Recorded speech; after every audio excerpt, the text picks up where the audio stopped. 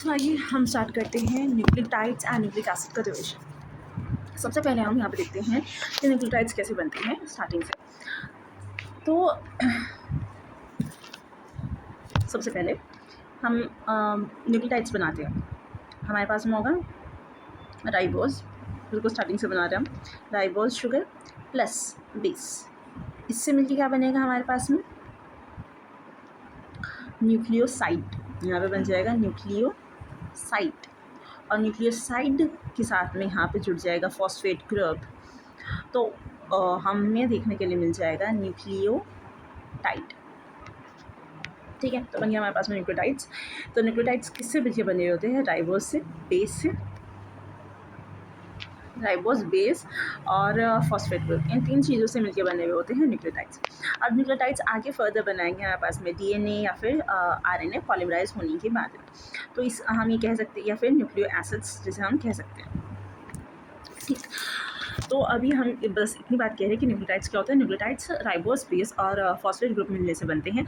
Nucleotides का काम क्या होता है? मतलब न्यूक्लियोटाइड्स एक मोनोमर यूनिट हम कह सकते हैं डीएनए और आरएनए। चलिए सही है, अब हम आगे की चीज़ देखते हैं इसमें। अब हम बात कर रहे थे यहाँ पे राइबोज के बारे में। ठीक, तो हम देख लेते हैं कि कौन सा राइबोज डीएनए के अंदर यूज़ होता है, क्या स्ट्रक्चर है उसका, कौन सा आरएनए के अंदर यूज़ होता है। डीएनए के अंदर यूज़ ये एक राइबोज का स्ट्रक्चर है। यहाँ पे होता है कार्बन 1, 2, 3, 4 और 4 से जुड़ा हुआ होता है यहाँ पे कार्बन 5। अब यहाँ पे एक और अलग चीज़ क्या है कि क्योंकि सेम नंबरिंग हम बेस के लिए करते हैं 1 2 3 4 5 वाली, तो यहाँ पे हम नंबरिंग करने के लिए 1 डैश 2 डैश 3 डैश 4 डैश और 5 डैश का यूज़ करते हैं।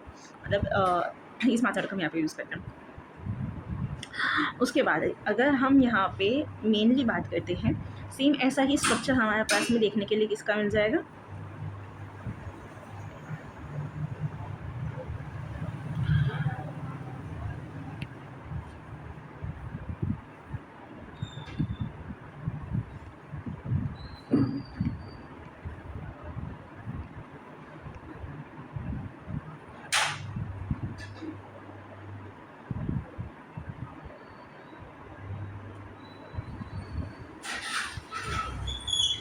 सेम स्ट्रक्चर है हमारे पास में दोनों तरफ, लेकिन अंतर क्या है? अब यहाँ पे OH ग्रुप के अंतर आएगा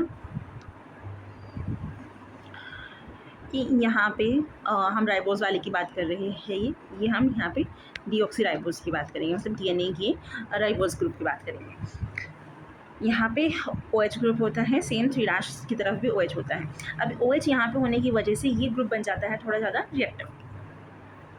लेकिन अगर हम यहाँ पे बात करते हैं तो यहाँ पे तो OH होगा, क्योंकि OH होगा तभी जो है यहाँ पे पॉलीमराइजेशन देखने के लिए मिलेगा। लेकिन यहाँ पे सिर्फ H ग्रुप होगा। H की वजह से यहाँ पे क्या होगा कि ये यहाँ पे थोड़ा नॉन रिएक्टिव होगा। नॉन रिएक्टिव होने की वजह से ये स्टेबल देखने के लिए मिलता है हमें डीएनए। अब आगे अगर हम यहाँ पे बात करते हैं कुछ DNTPs की, DNTPs डाई डीऑक्सी, एक तो होता है DNTPs जो कि डीएनए के अंदर यूज़ होती है, जिसके राइबोज का स्ट्रक्चर हम यहाँ पे देख चुके हैं। अब हम यहाँ पे देखते हैं DNTPs, जैसे कि हम चेन टर्मिनेशन मेथड के अंदर जिसका यूज़ करते हैं। तो इसका स्ट्रक्चर क्या होता है? ये हमने राइबोज का स्ट्रक्चर बनाया, बीच में ये ऑक्सीजन है। तो हमने मतलब ये यहाँ पे कार्बन 1 होगा, 2 डैश, यहाँ पे 3 डैश और 4 डैश, कार्बन 4 डैश और 4 डैश से यहाँ पे जुड़ा हुआ होगा कार्बन 5 डैश। ठीक है, बाकी सबसे हमें कोई देखना नहीं है। तो यहाँ पे मेन चीज़ देखने वाली है वो ये है कि यहाँ पर भी H ग्रुप जुड़ा हुआ होगा और यहाँ पर भी H ग्रुप। अब यहाँ पे H ग्रुप जुड़ने की वजह से क्या हो जाएगा कि यहाँ पे OH ग्रुप होता था तभी ये रिएक्टिव होता था, लेकिन अभी यहाँ पे H ग्रुप नहीं है, इस वजह से ये नॉन रिएक्टिव हो जाएगा। ठीक है, तो जैसे ही DNTP आया तो एकदम से चेन टर्मिनेट हो जाएगी। क्यों? क्योंकि आगे बढ़ने के लिए OH ग्रुप की जरूरत है 3 डैश पे, जो कि नहीं है, तो इसी वजह से यहाँ पर हो जाएगी चेन टर्मिनेट। अब हम यहाँ पे देखते हैं प्यूरिन्स और पायरिडीन्स के बारे में। अब पहले हम देख लेते हैं कि हमारे पास में, अब हम यहाँ पे बेसिस के बारे में देख रहे हैं। बेसिस हमारे पास में दो तरीके के होते हैं, एक होते हैं प्यूरिन्स, एक होते हैं पायरिडीन्स। प्यूरिन्स को रिप्रेजेंट करने के लिए शॉर्ट फॉर्म से हम R का यूज़ करते हैं, और पायरिडीन्स को रिप्रेजेंट करने के लिए हम शॉर्ट फॉर्म में यूज़ करते हैं वाई का। अब हमें याद करने का क्या तरीका होता है, मतलब जस्ट एज एन ट्रिक, कि प्यूरीन्स के लिए आप रख सकते हैं कि प्यूरीन्स प्योर होते हैं, ठीक है। सिर्फ याद करने की ट्रिक है, ऐसा नहीं है कि हाँ प्यूरीन्स प्योर होता है, फाइब्रिन्स प्योर है, नथिंग लाइक दैट। प्यूरीन्स के लिए प्योर है तो there is a wife who was calling his pure husband by the name by AG। एजी सुनिए, एजी, ठीक है। तो एजी आप याद रख सकते हैं कि प्योर हस्बैंड को वाइफ बुला रही है एजी से, ठीक। इम्प्योर हो जाए तो फिर वो सीधा नाम से बुलाते हैं।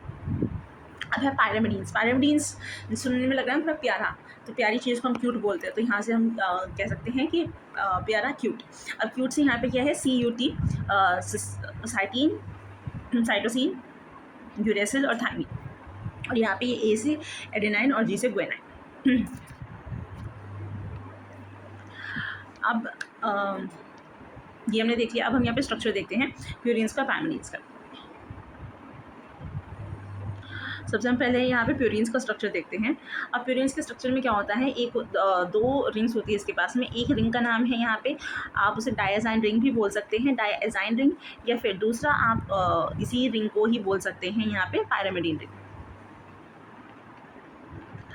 और साथ में इसके पास में एक ये है 6 मेंबर्ड रिंग, 6 मेंबर्ड है। आप बस यहाँ पे 6 ही लिखिए, 6 मेंबर्ड रिंग। और दूसरा होती है फिर यहाँ पे imidazole ring. Imidazole ring 5 membered होती है।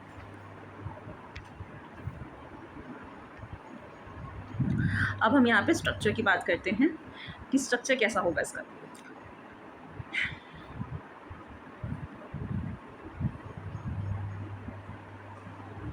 ये हमने 6 मेंबर बनाया, ये हमने 5 मेंबर बनाया। यहाँ पे n लगा दीजिए, एक n यहाँ पे लगा दीजिए, एक n यहाँ पे और एक n यहाँ पे। अब हम इसकी नंबरिंग करते हैं।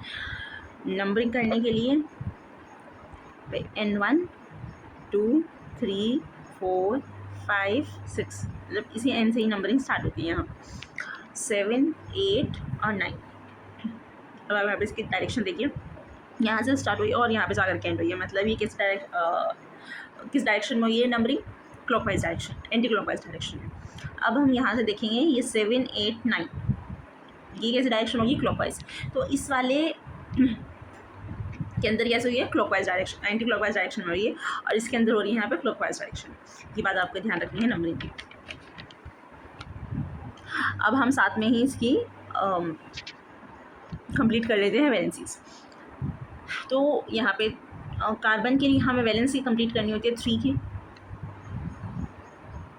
कार्बन के लिए 4 की, और नाइट्रोजन के लिए 3 की वैलेंसी कंप्लीट करते हैं। तो हम सबसे पहले यहाँ पे डबल बॉन्ड्स बनाते हैं। कहाँ पर डबल बॉन्ड, एक डबल बॉन्ड यहाँ पे बनेगी,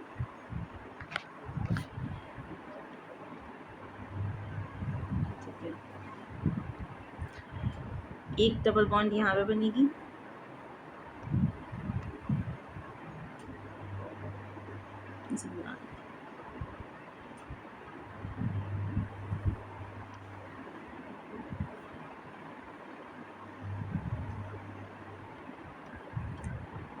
यहाँ पे एंड। तो हम यहाँ पे डबल बॉन्ड्स बना देते हैं। पहले एक डबल बॉन्ड यहाँ पे बनेगी, फिर एक यहाँ पे और एक यहाँ पे बनी, और एक डबल बॉन्ड यहाँ पे बनेगी। अब हम इसकी वैलेंसीज कंप्लीट करते हैं।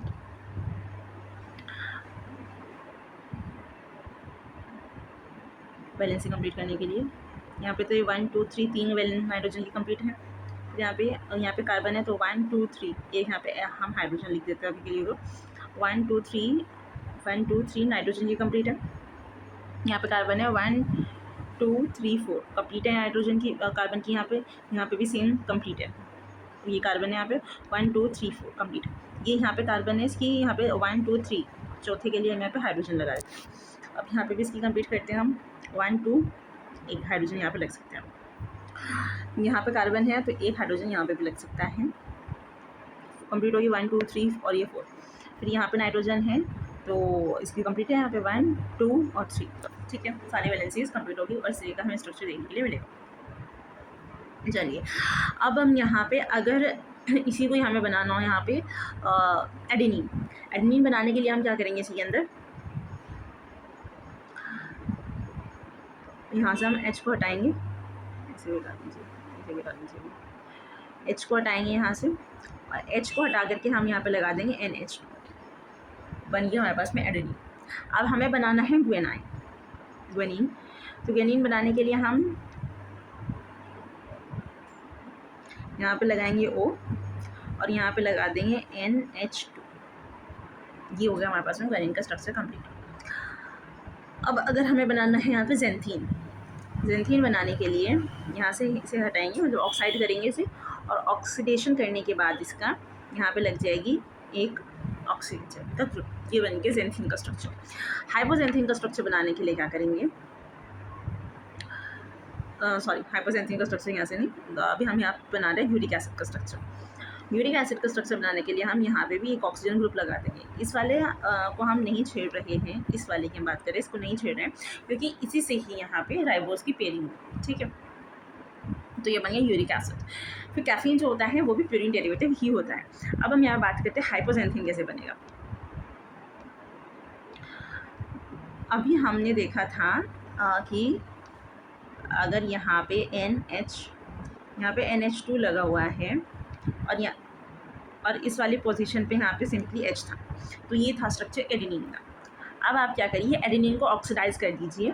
ऑक्सीडेशन के बाद में एडेनिन के पास में क्या होगा कि यहाँ से H हटेगा और यहाँ पे आ जाएगा ऑक्सीजन, तो ये बन जाएगा हाइपोजेंथीन का स्ट्रक्चर।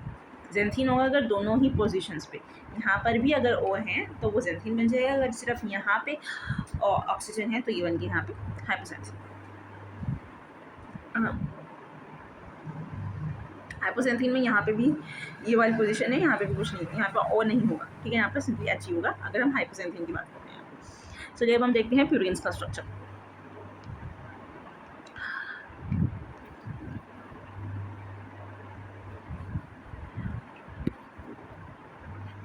प्यूरिन्स का स्ट्रक्चर देख चुके हैं। अब हम देखते हैं पायरिमिडीन्स का स्ट्रक्चर। तो पायरिमिडीन्स में हमने क्या पढ़ा था कि प्यारा है CUT, क्यूट,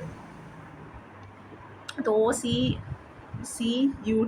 इनका हम स्ट्रक्चर देखते हैं। पहले हम पायरिमिडीन रिंग देखते हैं।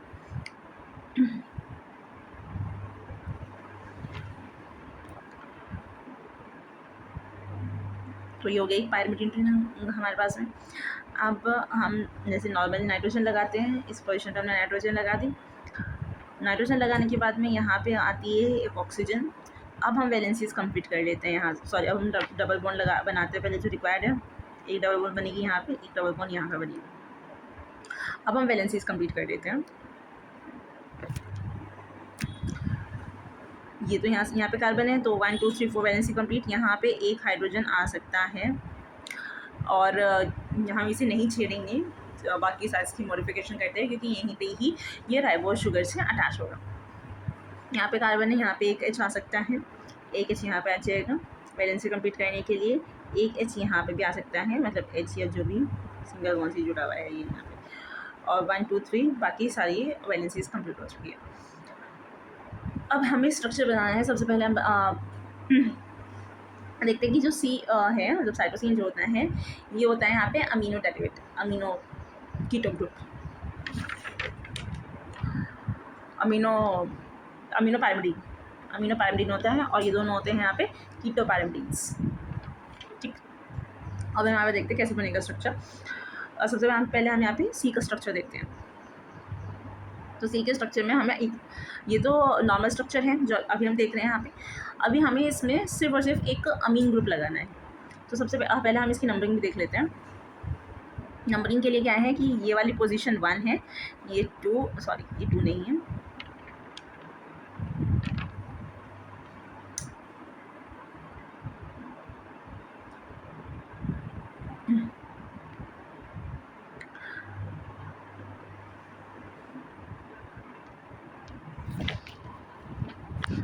ये 1, यहाँ पे 2 3 4 5 और ये पोजीशन होगी यहाँ पे 6।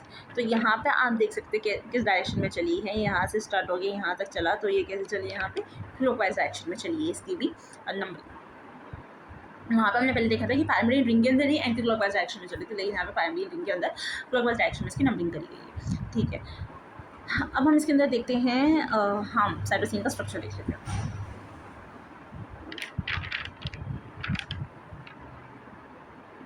इसी पोजीशन को ही हम छेड़ेंगे यहाँ पे।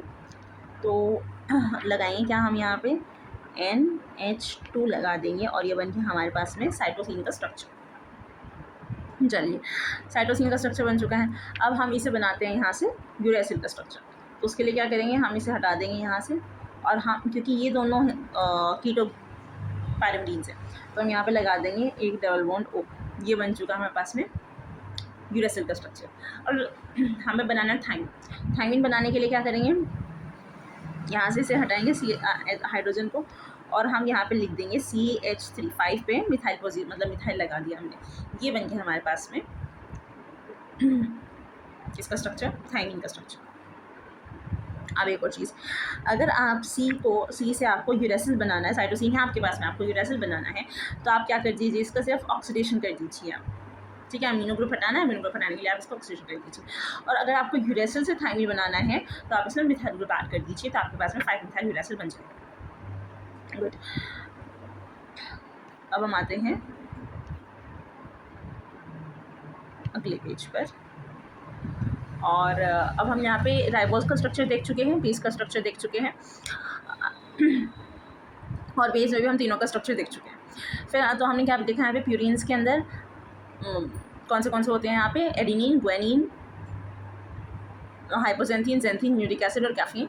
और पैरामिडीन्स के अंदर हमने देखा कि कीटो और अमीनो ग्रुप में, अमीनो में होता है यहाँ पे, मतलब कीटो अमीनो ऊपर भी होते हैं पैरामिडीन्स, प्यूरिन्स के साथ अंदर भी। पैरामिडीन के अंदर हमने देखा यहाँ पे कीटो टाइप का कौन होता है, यूरेसिल एंड थाइमिन, और एक ऑरोटिक एसिड भी होता है यहाँ पे।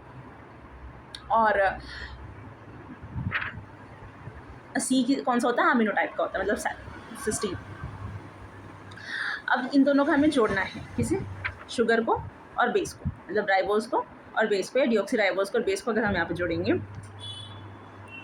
तो हमारे पास में क्या बनेगा, मतलब हम ले लेते हैं यहाँ पे शुगर प्लस बेस। अगर हमें जोड़ना है तो हम जोड़ देंगे, ठीक है, वाटर यहाँ पे रिलीज़ होगा। और उसके बाद यहाँ पे हमारे पास में देखने के लिए मिलेगी इनके बीच में वो कौन सी होगी, बीटा एन ग्लाइकोसिटिक बॉन्ड। क्योंकि जहाँ पे भी ये जुड़ेगा बीटा तो होगा ये शुगर के लिए, क्योंकि शुगर हम यहाँ पे बीटा टाइप का लेंगे, और बेस से ये जुड़ेगा एन नाइट्रोजन के थ्रू, तो इस वजह से यहाँ पे आया बीटा एन ग्लाइकोसिटिक बॉन्ड। चलिए, ये बात हो गई। अब हम दूसरी चीज़ इसके अंदर देख लेते हैं कि कौन सी यहाँ पे बॉन्ड्स इन्वॉल्व होगी जोड़ते वक्त। हमने देखा था यहाँ पे तो कौन सा ये था, यहाँ पे हम बना रहे हैं प्यूरिन्स और पैरामिडीन्स का दोनों का एक रफ स्ट्रक्चर बना रहे हैं हम। ये बन गया प्यूरिन्स का स्ट्रक्चर। अब हम यहाँ पे पैरामिडीन्स का स्ट्रक्चर भी बना देते हैं, और ये यहाँ पे है नाइट्रोजन 1, ठीक, और ये यहाँ पे आता है नाइट्रोजन 9। तो यही इन्वॉल्व होता है बॉन्डिंग करते हुए राइबोज से। तो प्यूरिन से कौन जुड़ेगा, प्यूरिन्स प्योर कौन होते हैं, Ag, ठीक है, प्योर है इसी जिससे नाम की जगह Ag से बुलाते हैं। तो N9 जो है वो यहाँ पे किससे जुड़ेंगे, प्यूरिन से जुड़ेंगे। और अगर हम बात कर रहे हैं यहाँ पे पैरामिडीन्स की, पैरामिडीन्स जो प्यारे होते हैं CuT, ठीक है, ये सब किससे जुड़ेंगे, यहाँ पे नाइट्रोजन से जुड़ेंगे, नाइट्रोजन 1 से जुड़ेंगे, यहाँ पे नाइट्रोजन 9 से जुड़ेंगे, ठीक है। इतनी बात क्लियर हो चुकी है। तो हमने अब यहाँ पे बॉन्ड बना करके, अब जब ये बन जाएंगे, ठीक है, राइबोज और बेस जुड़ जाएंगे तो ये बनेंगे न्यूक्लियोसाइड्स। अब हम यहाँ पे न्यूक्लियोसाइड्स की नेमिंग देख लेते हैं कि कैसे, उन्हें हम क्या बोलते हैं। अगर यहाँ पे मतलब राइबोज शुगर बन चुका है, मतलब प्यूरिन्स के लिए अलग नेमिंग होती है, पैरामिडीन्स के अलग नेमिंग होती है। अब पहले हम हमारे पास में क्या क्या जुड़ता है, बेसिकली एडेनिन जुड़ेगा, ठीक है, ग्वेनिन जुड़ेगा, ये दोनों क्या है यहाँ पे Ag प्योर है, ठीक है। और फिर दूसरा आता है हमारे पास में, तो जब एडेनिन जुड़ता है या फिर ग्वेनिन जुड़ता है बेस के साथ में या शुगर के साथ में, हाँ बेस तो खुद ये, जब ये शुगर के साथ में जुड़ेंगे तो ये बनाएंगे यहाँ पे एडिनोसिन और ग्वेनोसिन, या फिर हम साथ में यहाँ पे ले लेते हैं जेंथीन, हाइपोजेंथीन को भी जोड़ दो, और जो यहाँ पे सिर्फ आप जेंथीन ले लीजिए। तो अगर हम जेंथीन ले रहे हैं तो उससे बोलेंगे हम जेंथिनोसिन, ठीक है। और हाइपोजेंथीन में एक अलग चीज़ आती है कि इसके अंदर हम बोलते हैं इसे आइनोसिन, यहाँ पे हम इसे हाइपोजेंथिनोसिन नहीं बोलते, इसे बोलते हैं आइनोसिन, ठीक है।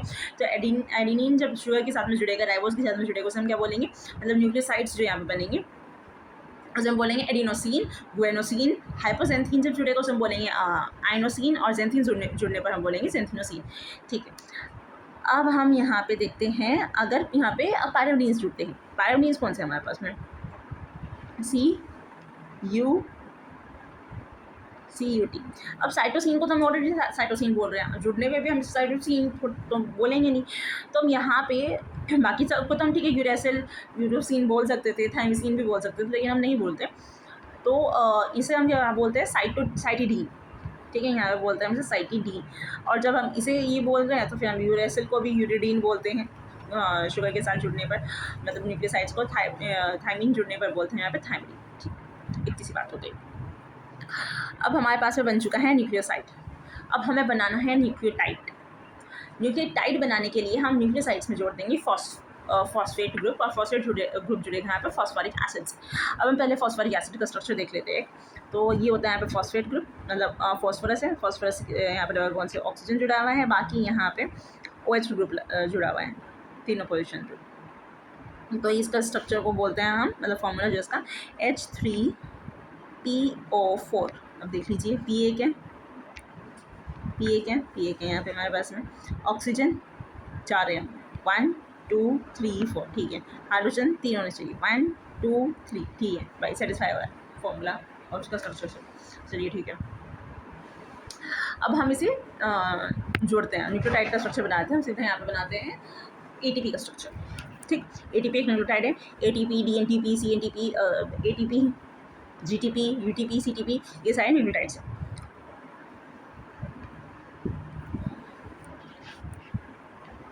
तो ATP का स्ट्रक्चर बनाने के लिए पहले तो हम एक राइबोज शुगर बनाते हैं। यहाँ पे ये बनाई हमने यहाँ पे राइबोज शुगर। चलिए, ये राइबोज शुगर से यहाँ पे जुड़ जाएगा बेस, कोई सा भी बेस हो सकता है, तो हम यहाँ पे सीधा सिर्फ बेस लिख देते हैं। और बेस कैसे जुड़ेगा, अगर यहाँ पे ये होगी प्यूरिन्स, जिसे हम R से रिप्रेजेंट करते हैं, प्यूरिन होगा तो ये जुड़ेगा N9 के थ्रू। और अगर ये होगा यहाँ पे पायरिमिडीन, जिसे हम Y से रिप्रेजेंट करते हैं, तो ये जुड़ेगा यहाँ पे N1 के थ्रू। चलिए ठीक है, अब हम ये अगर ये होगा यहाँ पे तो 3' है, ये 3' पे तो OH होगा ही होगा। अगर ये हमने डीऑक्सीराइबोज लिया हुआ है, DNTP बना रहे हैं अगर हम यहाँ पे, तो यहाँ पे H होगा। और अगर यहाँ पे NTP बना रहे हैं सिर्फ, तो यहाँ पे राइबोज होगा, जिससे कि यहाँ पे भी OH होगा 2' पे। अब ये यहाँ पे C5 है, C5 से इसके साथ में OH ग्रुप जुड़ा हुआ था। ठीक है, C5 पे जो स्ट्रक्चर था वो यहाँ पे भी OH ग्रुप जुड़ा हुआ था। तो OH ग्रुप से जब यहाँ पे फॉस्फेट आकर के जुड़ा, तो ये O बना यहाँ पे था ऑलरेडी, और यहाँ पे फॉस्फेट ग्रुप जुड़ गया। ठीक है, इसे बोल लेंगे हम फॉस्फेट को अल्फा फॉस्फेट, जो सबसे पहले आकर के जुड़ा है। ठीक, अब एक और फॉस्फेट आकर के जुड़ेगा यहाँ पे, जिसे हम क्या बोलेंगे, अल्फा फॉस्फेट।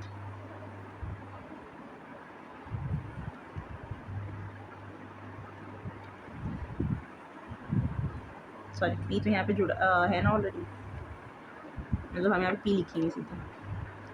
पी एक नेगेटिव डबल बॉन्ड से जुड़ा हुआ, ये यहाँ पे O नेगेटिव हो जाएगा। अब जब ये जुड़ गया तो उसकी वैलेंसी कम होगी ना, तो यहाँ से हम इसे नेगेटिव चार्ज को हटा देंगे।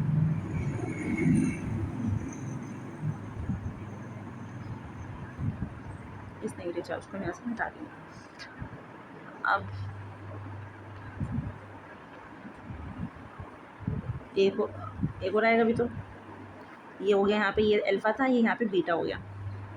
अब आकर के जुड़ेगा gamma, phosphate group, double bond, O negative, और यहाँ पे भी एक O नेगेटिव हो जाएगा।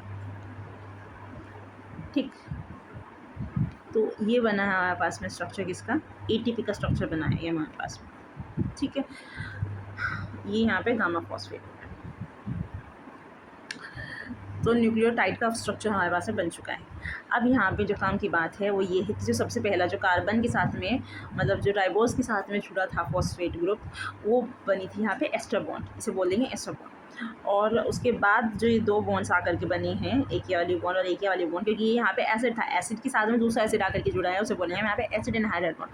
और ये भी एसिड एनहाइड्राइड बॉन्ड, और ये दोनों ही बॉन्ड्स जो एसिड एनहाइड्राइड बॉन्ड्स जिसे हम बोल रहे हैं, ये दोनों ही एनर्जी रिच होती है।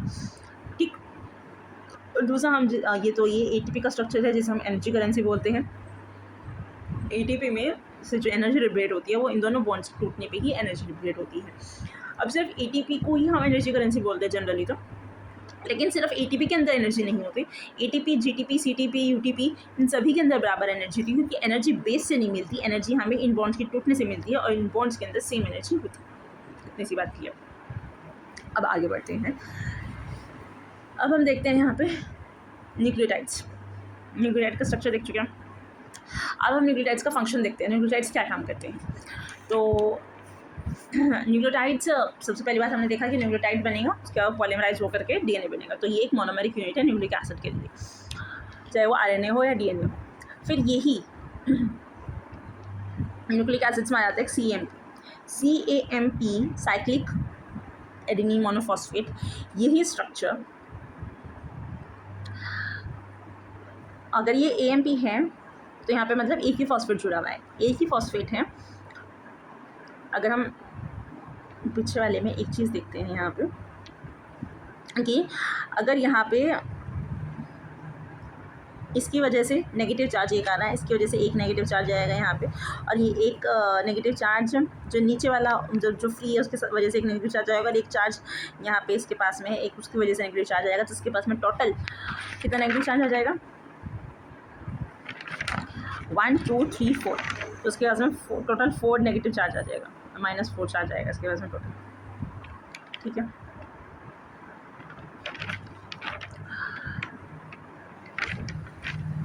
चलिए ठीक है। अब हम यहाँ पे CMP देख रहे थे। CMP एक प्राइमरी मैसेंजर की तरह भी काम कर सकते हैं रिट्रीसिलियम में, अदरवाइज सेकेंडरी मैसेंजर की तरह काम करता है। फिर एनर्जी करेंसी की तरह भी काम करते हैं nucleotides, ATP, CTP, UTP, GTP, जिसकी हमने बात की यहाँ पे। उसके अलावा ये कोएंजाइम्स की तरह काम करते हैं, और प्राइमरी मैसेंजर हमने बात की कि यहाँ पे बात करते हैं तो सिग्नलिंग मॉलिक्यूल्स की तरह काम कर सकते हैं। फिर SAM होता है पास में, SAM। SAM क्या, उसकी फुल फॉर्म होती है एस एडिनोसाइल मिथ्योनिन। SAM ये एक मिथाइल डोनर का काम करता है। मिथ्योनिन है मिथाइल ग्रुप एस गैस में, तो ये मिथाइल डोनर का काम करता है। ठीक है, मिथाइल ट्रांसफरेज की हेल्प से। चलिए, अब हमारे पास में ये हो चुका है। तो अब तक हमने राइबोस देखा, राइबोस का स्ट्रक्चर देखा, बेसिस का स्ट्रक्चर देखा, राइबोस और बेस को मिला करके क्या बनेगा वो हमने देखा। न्यूक्लियोसाइड बनेगा, इसके अंदर बॉन्डिंग कौन सी होगी, बीटा एंड ग्लाइकोसिडिक बॉन्डिंग देखने के लिए मिलेगी। फिर हमने न्यूक्लियोसाइड का कब न्यूक्लियोसाइड को हम किस नाम से बोलेंगे, अगर राइबोस शुगर प्यूरिन्स के साथ में जुड़ी हुई है तो हम उसे साइन लगेगा लास्ट में, जैसे कि एडिनोसिन, गुएनोसिन। और अगर राइबोस शुगर प्यूरिन्स पैरामीडीन्स के साथ में जुड़ी हुई है तो यहाँ पे एडिनिन डाइन लगेगा साथ में, जैसे कि साइटिडीन, यूरिडीन, थाइमिडीन। अब हमने न्यूक्लियोसाइड को फॉस्फोरिक एसिड के साथ में जोड़ दिया, तो इसमें सबसे पहले जो बॉन्ड बनेगी अल्कोहल और फॉस्फेट के बीच में वो बनेगी यहाँ पे एस्टर बॉन्ड। उसके बाद की जो 2 बॉन्ड्स बनेगी एसिड एसिड के बीच में वो बनेगी एसिड एनहाइड्राइड बॉन्ड्स, जो कि एनर्जी रिच होंगी। अब हमने न्यूक्लियोटाइड्स का स्ट्रक्चर भी देख लिया, न्यूक्लियोटाइड्स का फंक्शन भी देख लिया। अब न्यूक्लियोटाइड्स का एवरेज वेट की अगर हम बात करें तो न्यूक्लियोटाइड्स का एवरेज वेट होता है, एक न्यूक्लियोटाइड का एवरेज वेट होता है 330 किलो डाल्टन। ठीक है, और अगर हम बेस पेयरिंग की बात करें तो 660 किलो डाल्टन हो जाएगा। सॉरी, किलो डाल्टन नहीं है, सिर्फ डाल्टन नहीं है। ठीक है, इतना इसका एवरेज मोलिकुलर वेट हम लेकर के चलते हैं। अभी पॉलीमराइजेशन हो चुका है, DNA RNA बन चुका है। अच्छा, पॉलीमराइजेशन की बात कर लेते हैं। तो पॉलीमराइजेशन कैसे होगा,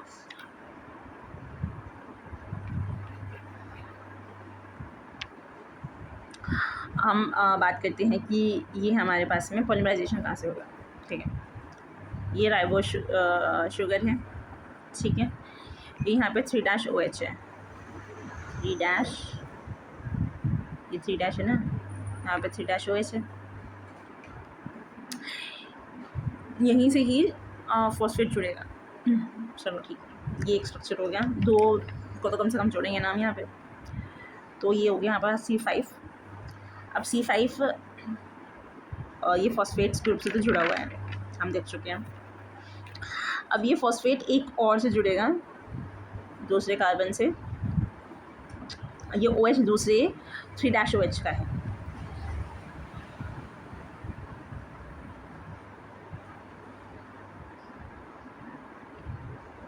मतलब ये यहाँ पे ऐसे जुड़ा है, स्पेस कम होने की वजह से मैंने ऐसा बनाया है। ठीक है, यहाँ पे 3' OH से जुड़ेगा और ये बन जाएगी पूरी फॉस्फोडाइस्टर बॉन्ड। क्योंकि एक एस्टर बॉन्ड ये रही, एक एस्टर बॉन्ड ये रही, तो ये बन गई डाइएस्टर। तो फॉस्फेट के साथ में बनी हुई है, तो इस वजह से क्या बोलेंगे हम, फॉस्फेट डाइएस्टर बॉन्ड। तो ऐसे ही जो है फिर आगे जा करके चलता जाएगा, बढ़ता जाएगा।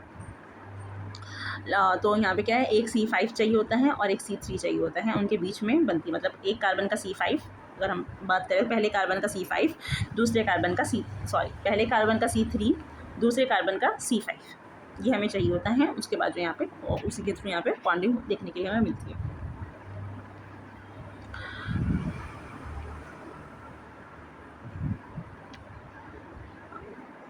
अब हम देखते हैं यहाँ पे आरएनए का स्ट्रक्चर।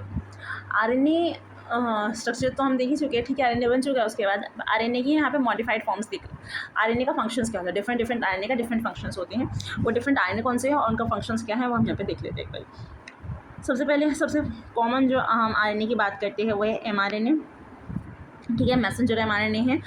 तो इसी से हम जो है ट्रांसक्रिप्ट करते हैं, मेनली यही कन्वर्ट होता है प्रोटीन्स के अंदर। फिर आता है आरआरएनए जो कि न्यूक्लियोलस के अंदर बनता है, आरआरएनए, और ये राइबोसोम बनाएगा। उसके बाद राइबोसोम का मेन स्ट्रक्चर बनाता है। फिर आता है टीआरएनए,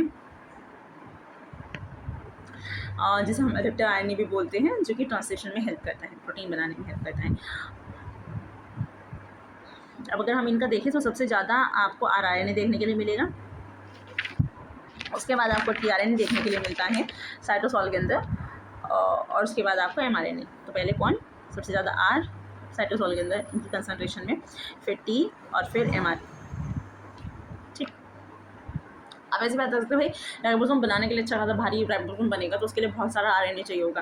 फिर आपको एक ही, लेकिन एमआरएनए तो वहाँ पे एक ही चल रहा है, एक ही एमआरएनए के ऊपर कई सारे राइबोसोम्स, मतलब एक एमआरएनए के ऊपर एक राइबोसोम एक्ट करेगा, लेकिन उसके अंदर बहुत सारे आरएनए से मिलकर बना हुआ है ना एक राइबोसोम।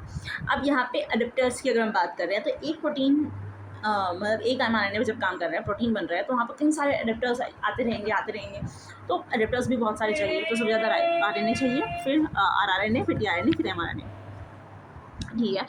अब हम यहाँ पे बात करते हैं दूसरे बाकी बचे हुए आरएनएस की। तो सबसे मोस्ट फेमस कॉमन है, इसके अलावा भी बहुत सारे आरएनएस होते हैं, जिसमें से ये एक आरएनए यहाँ पे एसएनआरएनए।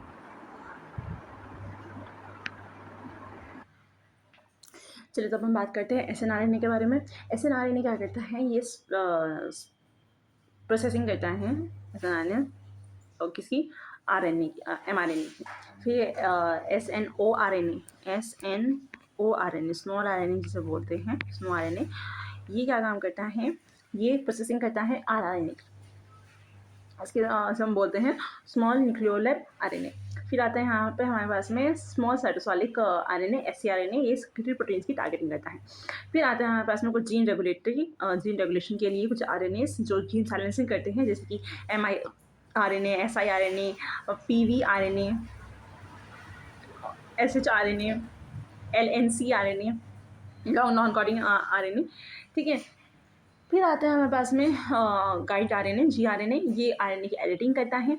और एक आता है हमारे पास में राइबोसाइम, जो कि क्या है, कैटालिटिक आरएनए है, जो कि एज ए एंजाइम हम यूज़ करते हैं।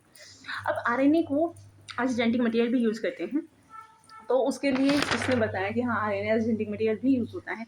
उसके लिए एक्सपेरिमेंट किया था फ्रैंकल कॉन्ट्रैक्ट ने, और सिंगर्स एक्सपेरिमेंट से हमें पता चला। इन दोनों ने क्या किया, दो वायरस लिए इन्होंने। एक वायरस का नाम था टोबैको मोज़ेक वायरस, TMV। दूसरे मोज़ेक का वायरस का नाम था हॉर्म्स रिब्लास्ट वायरस, HRV। अब इन्होंने इन दोनों का यूज़ करके इन्होंने कार्बानिक वायरस बनाया, जिसके अंदर क्या किया इन्होंने, ये दोनों ही TMV और HMV, जिसकी हम बात कर रहे हैं यहाँ पे,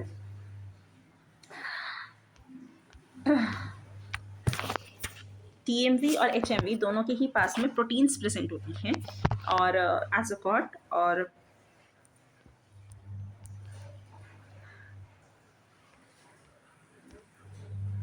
TMV के पास में भी, और HRV के पास में भी, दोनों के पास में होती है, प्रोटीन होता है और सिंगल स्ट्रैंडेड DNA होता है। तो इस बार जब इन्होंने काइमेरिक DNA बनाया, तो सिंगल स्ट्रैंडेड प्रोटीन तो single stranded DNA, single stranded RNA, single stranded RNA तो जो है इन्होंने इससे लिया, टोबैको मोज़ेक वायरस से, और प्रोटीन्स इन्होंने इससे ली, प्रोटीन की जो कॉट थी, कवरिंग थी, वो इन्होंने एचआरवी से ली। तो उसके बाद देखने के लिए क्या मिला कि उसके बाद इन्होंने काइमेरिक वायरस बना दिया। काइमेरिक वायरस से इन्होंने फिर जो इन्फेक्शन कराया, इन्फेक्शन कराने के बाद में जो इन्फेक्टेड पेड़ था उसके अंदर से आपको टोबैको मोज़ेक वायरस के ही कॉपीज़ मिली बहुत सारी, ठीक है। तो मतलब क्या पता चला कि हमें टोबैको मोज़ेक वायरस का जो है यहाँ पे जेनेटिक मटेरियल डाला था, तो उसी की हमें कॉपीज़ देखने के लिए मिल रही है। मतलब जेनेटिक मटेरियल क्या था यहाँ पे, सिंगल स्ट्रैंडेड आरएनए जो है यहाँ पे जेनेटिक मटेरियल था। इस एक्सपेरिमेंट से बात प्रूव होती है। अब हम देखते हैं कि डिफरेंसेस क्या है आरएनए और डीएनए के अंदर। सबसे बड़ा डिफरेंस तो यही होता है कि आरएनए के अंदर राइबोज शुगर होती है और डीएनए के अंदर डीऑक्सीराइबोज शुगर होती है। नाम से हमें पता चल जाती है ये बात। दूसरा डिफरेंस जो हमें देखने के लिए मिलता है वो क्या है कि जिस हम राइबोज शुगर की बात कर रहे हैं या हम जिस डीऑक्सीराइबोज शुगर की बात कर रहे हैं, राइबोज शुगर के अंदर OH ग्रुप प्रेजेंट होता है, जो कि जिस वजह से आरएनए थोड़ा अनस्टेबल होता है। और इसके अंदर यहाँ पे डीएनए के अंदर यहाँ पे 2' पे सिर्फ OH ग्रुप होता है, जिससे कि ये अनस्टेबल नहीं होता है, स्टेबल होता है, जैसे स्टेबिलिटी प्रोवाइड करा। फिर यहाँ पे इसके पास में 4 बेसेस प्रेजेंट होती है, 4 बेस प्रेजेंट होती है इसके अंदर। यहाँ पे यूरेसिल प्रेजेंट होता है और यहाँ पे थायमिन प्रेजेंट होता है। अब कुछ मॉडिफाइड बेसिस आपको देखने के लिए मिल जाएंगे डीएनए के अंदर पे और आरएनए के अंदर पे, बाद में मॉडिफाइड होकर के जो है वो लग जाते हैं। अब जेनेटिक मटेरियल में आरएनए बहुत ही कम यूज़ होता है, कुछ वायरसेस के अंदर ही यूज़ होता है आरएनए एज जेनेटिक मटेरियल। बाकी डीएनए ही जेनेटिक मटेरियल की तरह यूज़ होता है, बैक्टीरिया से लेकर के हायर एनिमल्स तक सभी के अंदर। उसके बाद दूसरी चीज़, आरएनए के अंदर अगर हम बात करें तो आरएनए एक एंसेस्टर है सभी का, सारे डीएनए का आरएनए एंसेस्टर है। आरएनए सबसे पुराना जेनेटिक मटेरियल है और आरएनए जो है पुराना सबका एंसेस्टर भी है इसी वजह से, ठीक। अब हम यहाँ पे देखते हैं DNA as a genetic material. तो आरएनए का हमने देखा, एक एक्सपेरिमेंट देख लिया। अब हम डीएनए के लिए 3 एक्सपेरिमेंट्स देखेंगे जिनसे हमें पक्का प्रूफ हो गया कि ठीक है भाई, डीएनए जो था ये ही जेनेटिक मटेरियल था। वो हमें कैसे पता चला? हमने यहाँ पे सबसे पहले ग्रिफिथ ने एक्सपेरिमेंट किया था, जिसे हम देखते हैं ग्रिफिथ ट्रांसफॉर्मेशन एक्सपेरिमेंट। उन्होंने क्या किया, उन्होंने एक लिया स्ट्रेप्टोकोकस निमोनिया, या फिर आप जैसे डिप्लोकोकस निमोनिया भी बोल सकते हो। ये 2 स्ट्रेन में एग्जिस्ट करते हैं, एक होती है इसकी स्मूथ स्ट्रेन, एक होती है इसकी रफ स्ट्रेन। स्मूथ स्ट्रेन इसकी विरुलेंट होती है, मतलब वो डिसीज़ कॉज करती है और इतनी खतरनाक होती है कि वो डिसीज़ करने के बाद उस चूहे को मार सकती है। और जो इसकी होती है यहाँ पे रफ स्ट्रेन, वो नॉन विरुलेंट होती है, वो नहीं मारती, उसकी वजह से माउस की डेथ नहीं होती है। तो इसने क्या किया, इसने सबसे पहले क्या किया, स्मूथ स्ट्रेन लिया, माउस के अंदर डाला तो माउस मर गया स्मूथ से। फिर इसने यहाँ पे रफ स्ट्रेन लिया, माउस के अंदर डाला, माउस नहीं मरा, माउस जिंदा रहा, ठीक है, तो वो लाइव रहा। फिर अब इसने क्या करा, यहाँ पे इसी स्ट्रेन को इसने गर्म करा, हीट किल्ड करा और फिर डाल दिया, तो माउस फिर से जिंदा रहा। अब उसने क्या करा कि इसी हीट किल्ड को ही लिया और साथ में इसने यहाँ पे आर को भी लिया, तो माउस यहाँ पे मर गया। ऐसा क्यों? ये जादू क्यों हुआ? ये जादू हुआ ट्रांसफॉर्मेशन की वजह से, क्योंकि आपने यहाँ पे इसके अंदर ये तो लिया हुआ था मरा हुआ, मतलब इसका जेनेटिक मटेरियल तो था ना वहाँ पे, भले ही वो मरा हुआ था लेकिन जेनेटिक मटेरियल था वहाँ पे। आपने इसे हीट किया तो हीट करने पे इसकी प्रोटीन्स हो सकता है डीनेचर हो गई हो, ठीक है, लेकिन जेनेटिक मटेरियल जो है इसको वो जिंदा रह सकता है, वो डीनेचर ना हुआ हो, ठीक है।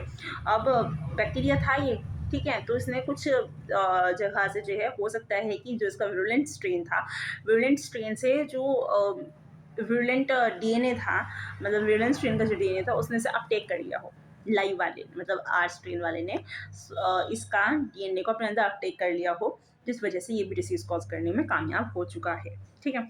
ये हमें पता चला था, अपटेक कर लिया था, उसी को हम ट्रांसफॉर्मेशन कहते हैं कि ये खुद ट्रांसफॉर्म हो गया, कि स्मूथ रफ वाला स्मूथ में ट्रांसफॉर्म हो गया, ठीक।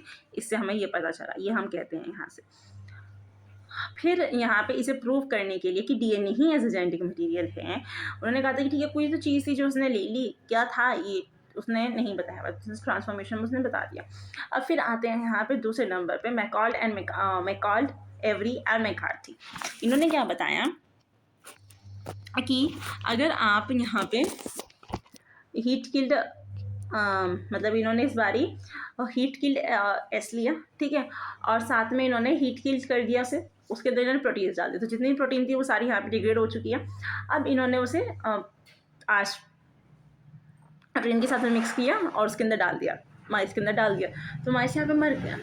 फिर इन्होंने हीट किल लिया, आरएनएज लिया, मतलब आरएनए सारा डाइजेस्ट हो चुका है, इन्होंने डाला, ट्रांसफॉर्मेशन हुआ, मतलब माइस मर गया। फिर इन्होंने हीट किल लिया, डीएनएज लिया इस बार इन्होंने, और आज ट्रेन के अंदर डाल दिया, ठीक है। डीएनएज लिया, डीएनएज लेने का मतलब क्या था कि सारा डीएनए खत्म हो चुका है, हीट किल्ड, ठीक है, प्रोटीन और आरएनए बचे हुए हैं। इन्होंने आयनिस्टीन के साथ में मिक्स किया और माइस के अंदर डाला, तो माइस नहीं बना, मतलब ट्रांसफॉर्मेशन नहीं हुआ।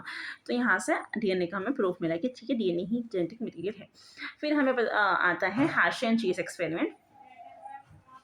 हार्शी एंड चेज एक्सपेरिमेंट में इन्होंने T2 बैक्टीरियोफेज लिया था, जिसे T2 बैक्टीरियोफेज यहाँ पे इकोलाई को इन्फेक्ट करता है, और उन्होंने इकोलाई को इन्फेक्ट कराया था। उसके बाद तो इन्होंने यहाँ पे 2 केसेस लिए कि पहले तो इन्होंने प्रोटीन को रेडियो लेबल्ड किया और फिर उन्होंने इन्फेक्ट कराया इकोलाई को। तो इकोलाई के अंदर आपको कोई रेडियो एक्टिविटी देखने के लिए नहीं मिली, लेकिन जब इन्होंने डीएनए को रेडियो लेबल्ड कराया तो आपको यहाँ पे रेडियो एक्टिविटी देखने के लिए मिली इकोलाई के अंदर। मतलब इकोलाई के अंदर क्या चीज़ गई, इकोलाई के अंदर यहाँ पे जेनेटिक मटीरियल गया, ये चीज़ हमें, और जेनेटिक मटीरियल जाने के बाद उसने यहाँ पे अपना डिसीज़ कॉज करना शुरू किया, मतलब अपना कॉपी नंबर बढ़ाना शुरू किया। तो वो कैसे किया उसने, जेनेटिक मटीरियल की हेल्प से, ठीक है। तो ये यहाँ से हमें पता चला। अब वहाँ बात आती है यहाँ पे स्ट्रक्चर की, डीएनए के स्ट्रक्चर की। तो डीएनए का स्ट्रक्चर जो हम एक्सरे क्रिस्टलोग्राफी के थ्रू देखते हैं, ठीक है, वो उसने यहाँ पे थोड़ा फाइबर डीएनए फाइबर्स उसने बनाया था, इस तरीके का स्ट्रक्चर आप देखने के लिए मिलता है। वो बनाया था रोसलिन फ्रैंकलिन ने बी फॉर्म जो कि लिविंग फॉर्म्स के अंदर जनरली हमें देखने के लिए मिलती है, उसे हम बी फॉर्म बोलते हैं। अब और रोसलिन फ्रैंकलिन ने विल्किंस के साथ में मिलकर यही किया था। फिर फ्रांसिस क्रिक ने और वाटसन ने इसका जो है यूज़ करा और इन्होंने अपना मॉलिक्यूलर मॉडल किया। फिर आता है चारग्राफ रूल। चारग्राफ रूल ने बहुत सारी बातें कही कि डीएनए कंपोजिशन जो है वेरी करता है फ्रॉम स्पीशी टू स्पीशी, ठीक है। जैसे कि अगर आप ATGC का रेशियो देखते हैं ह्यूमंस के अंदर, वो 1.53 के लगभग होता है, और इकोलाई के अंदर ATGC का रेशियो 0.97 होते हैं, ठीक है। तो हर एक स्पीशी के अंदर जो है वो वेरी करता है, लेकिन सेम स्पीशी के अंदर जो है वो सेम रहेगा। जैसे ह्यूमंस का अगर ये है तो आप चाहे मेरा ले लीजिए या फिर अपना ले लीजिए, तो हमारा जो ATGC कंटेंट है वो सेम रहेगा। फिर उन्होंने कहा कि जितना प्यूरिन्स होंगे, नंबर ऑफ पाइरिमिडीन्स के इक्वल हो गए। लेकिन ये जो रूल है ये M13 बैक्टीरियोफेज और साई 174 बैक्टीरियोफेज पे नहीं अप्लाई होता है। क्यों? क्योंकि वो सिंगल स्ट्रैंडेड डीएनए है, ठीक है। उसके बाद इन्होंने एक बात कही थी, और वो बात क्या थी कि डीएनए की ATGC के साथ में पेयरिंग करना है, A और T की पेयरिंग होती है, G और C की पेयरिंग होती है। बस उसकी ये बात जो है वाटसन क्रिक को समझ आएगी, ठीक है भाई, कैसे कैसे जो हमें स्ट्रक्चर बनाना है। उससे पहले ही बहुत सारी गलतियाँ कर रहे थे। अब हम वाटसन क्रिक का बी डीएनए का स्ट्रक्चर, बी डीएनए का वो बात देखते कि उन्होंने क्या किया बी डीएनए के अंदर, ठीक है। सबसे पहले बी डीएनए के अंदर ये बात कही गई कि ये एक डबल स्ट्रैंडेड डीएनए है, ठीक है, हमें सबको पता है। फिर ये राइट हैंडेड है। राइट हैंडेड जितने भी आप डीएनए के मॉडल्स पढ़ेंगे ABCD सारे मॉडल्स राइट हैंडेड है। सिर्फ और सिर्फ Z जो डीएनए का मॉडल आता है वो ही एक लेफ्ट हैंडेड होता है, ठीक है।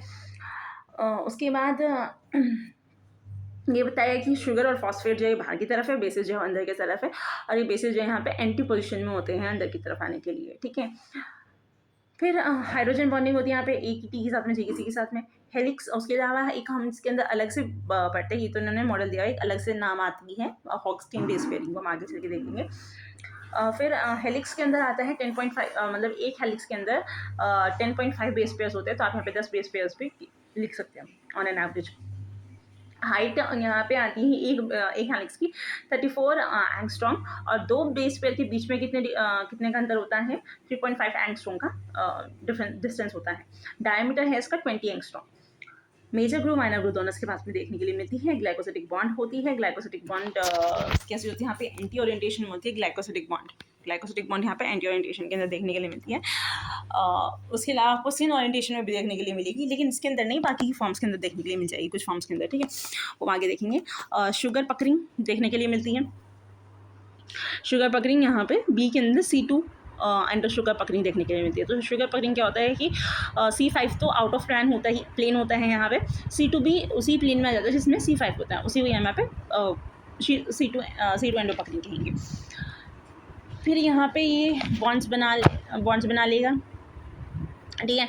ए के साथ में T bond AT double bond बनाएंगे और एंटी स्ट्रक्चर में बनाएंगे, मतलब ये घूम जाएंगे, एंटी स्ट्रक्चर बना लेंगे। सो इनमें थोड़ा कम स्टेबल होते हैं, इसमें ज़्यादा स्टेबल होते हैं। फिर मेजर ग्रुप माइनर ग्रुप में क्या होता है कि अगर आप यहाँ पे देखेंगे कि मेजर ग्रुप वाइड और टॉप पोजिशंस होती हैं, ठीक है। वाइड और टॉप पोजिशन जो आपको विजिबल होती हैं यहाँ पे, तो N7 O6 N6 ये प्यूरिन्स के अंदर देखने के लिए मिलती है आपको, या फिर पैरामीडीन के अंदर आपको N4 या फिर O4 देखने के लिए मिल सकते हैं। सेम माइनर में आपको प्यूरिन्स के अंदर, माइनर ग्रुप के अंदर N2 और O2 देखने के लिए मिलेगा, पैरामीडीन के अंदर आपको O2 देखने के लिए मिलेगा। और फिर यहाँ पे साइज़ की अगर आपको यहाँ पे दिया हुआ है कि अगर आपको जीनोम का नंबर दिया हुआ है और आपको निकालना है कि कितने नंबर होगा ये DNA, तो आप उसकी 3.5 एंगस्ट्रॉम से मल्टीप्लाई कर दीजिए तो आपके पास नंबर आ जाएगा। फिर इसके अंदर एक और चीज़ आती है कि अगर आपको न्यूक्लियस में 2 कॉपीज़ है डिप्लॉयड की निकालनी है, तो जितना निकालना है, एक लेंथ निकाली है आपने उसकी, ठीक है, आप उसका डबल कर दीजिए तो उतने उसका इतना एक सेल के अंदर प्रेजेंट होगा DNA। Topological forms, linking number. Topological forms की बात करें तो टोपोलॉजिकल फॉर्म्स में क्या हो सकता है कि रिलैक्स्ड होगा या फिर जो है ये यहाँ पे कॉइल्ड होगा, ठीक है। अब कॉइल में 2 तरह की कॉइलिंग्स हो सकती है, तो सुपर कॉइलिंग होगी या फिर नेगेटिव सुपर कॉइलिंग होगी। अब नेगेटिव सुपर कॉइलिंग में कैसा होगा कि ये नेगेटिव सुपर कॉइलिंग कब होगी, या तो आप जो है DNA में से टर्न्स को कम कर दीजिए, ठीक है, और या फिर आप DNA को कूल कर दीजिए तो आपको नेगेटिव सुपर कॉइलिंग देखने के लिए मिल जाएगी। अब आपको पॉजिटिव सुपर कॉइलिंग कब देखने के लिए मिलेगी, या तो आप जो है इसे हीट कर दीजिए DNA को, या फिर आप इसके अंदर कोई इंटरकैलेटिंग एजेंट डाल दीजिए जैसे कि इथीरियम ब्रोमाइड, ठीक है, तब आपको इसके अंदर पॉजिटिव सुपर कॉइलिंग देखने के लिए मिल जाएगी। अब लिंकिंग नंबर का फॉर्मूला क्या होता है, लिंकिंग नंबर का फॉर्मूला होता है ट्विस्ट प्लस रेथ। ट्विस्ट कितने होते हैं, ट्विस्ट जितनी भी कॉइल्स होती हैं एक DNA के अंदर उसे हम बोलेंगे ट्विस्ट। अब रेथ क्या होती है कि सुपर कॉइलिंग की हेल्प से, सुपर कॉइलिंग जितनी भी हुई होती है उसे हम यहाँ पे रेथ बोल देते हैं। अगर रिलैक्स स्टेट में है, ठीक है, उसके अंदर कोई रिथ नहीं है, तो linking number is equals to twist होगा, ठीक है। लेकिन अगर यहाँ पे अगर यहाँ पे ट्विस्ट रिथ आया हुआ है, सुपर कॉलिंग हुई है, चाहे वो अगर पॉजिटिव सुपर कॉलिंग हुई है तो ट्विस्ट प्लस रिथ करके आपको लिंकिंग नंबर मिल जाएगा। अगर नेगेटिव सुपर कॉलिंग हुई है तो ट्विस्ट माइनस रिथ करके आपको लिंकिंग नंबर देखने के लिए मिल जाएगा। अब हम कन्फर्मेशन की बात करते हैं DNA के अंदर। तो DNA का जो स्ट्रक्चर होता है यहाँ पे 7 जगह पे बॉन्ड्स की रोटेशन देखने के लिए मिल सकती है आपको। कौन सी 7 जगह हो सकती है वो, कि सी, जैसे ये हम ये नॉर्मल स्ट्रक्चर बनाते हैं,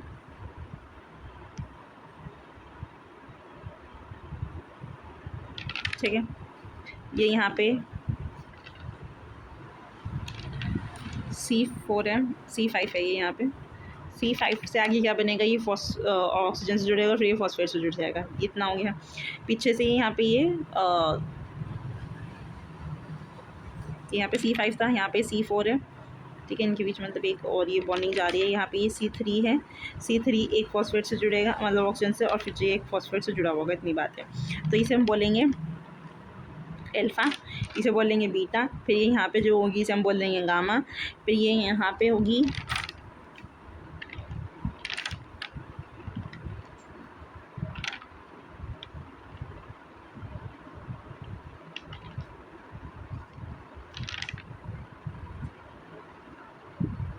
अच्छा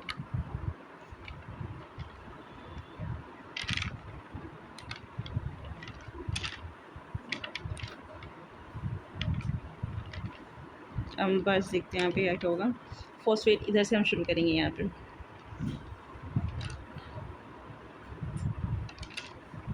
अल्फ़ा, बीटा, गामा,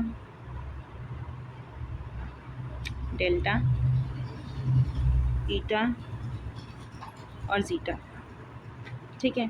और यहाँ पे जो बेस पेयर से जुड़ा हुआ होगा उसमें कौन सी होगी, यहाँ पे टॉर्शन एंगल होगा। ये एंगल्स की बात हो गई, कौन से एंगल्स यहाँ पे रोटेट करेंगे। फिर यहाँ पे A फॉर्म और B फॉर्म दोनों एंटी ग्लाइकोसिटिक स्टेट में स्टेबल होंगी। Z फॉर्म में भी पैरामिडीन जो होंगे वो एंटी में स्टेबल होंगे, बस ZPU जो है वो सिन में स्टेबल होगा। फिर शुगर पकरिंग में C2 एंडो होगा, B में C2 एंडो, और A में C3 एंडो होगा। फिर Z में भी जो ZPU है वो C3 एंडो होगा और पैरामिडीन्स वाला C2 एंडो होगा। बी फॉर्म डीएनए कैसे बनता है? बी फॉर्म डीएनए को अगर आप क्रिस्टलाइज़ कर देंगे